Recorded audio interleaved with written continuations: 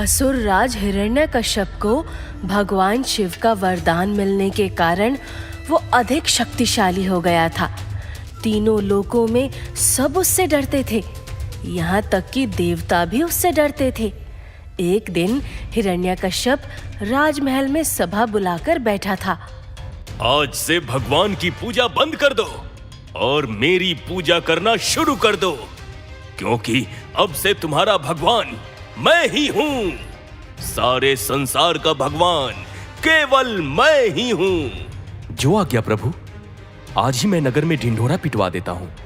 और साथ में ये भी कहना कि अगर किसी ने भी हमारे आदेश का पालन नहीं किया तो उसे मृत्यु दंड दिया जाएगा। सारे राज्य में ढिंढोरा पिटवा दिया जाता है।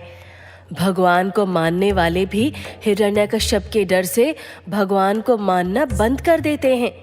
यूं ही कुछ महीने बीत जाते हैं और एक दिन हिरण्यकश्यप की पत्नी कयाधु ने एक पुत्र को जन्म दिया। हे भगवान, मेरे पुत्र को शक्ति देना, इसे सच्चा भक्त बनाए रखना। पुत्र के जन्म की खबर सुनकर दानवराज हिरण्यकश्यप खुशी खुशी वहां आते हैं। सावधान! तीनों लोक के स्वामी असुर राज और हमारे भगवान प्रभु हिरण्यकश्यप पधार रहे हैं। महारानी, आज मैं बहुत खुश हूं, पर याद रहे हमारा बेटा तुम्हारे जैसा विष्णु भक्त नहीं होना चाहिए। वो मुझे भगवान मानने वाला मेरा भक्त होना चाहिए।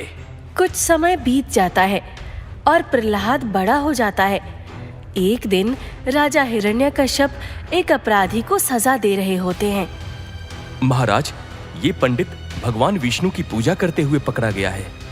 ये सुनकर हिरण्यकश्यप आग बबूला हो जाता है। इसे मृत्यु दंड दिया जाता है। मृत्यु दंड की सजा सुनकर अपराधी रो रो कर कहने लगता है, महाराज, मुझे मत मारो। मेरा गुनाह क्या है? मैंने बस भगवान का नाम ही तो लिया है। अरे मूर्ख, तेरा भगवान मैं हूं, फिर तूने दूसरे भगवान की भक्ति क्यों की?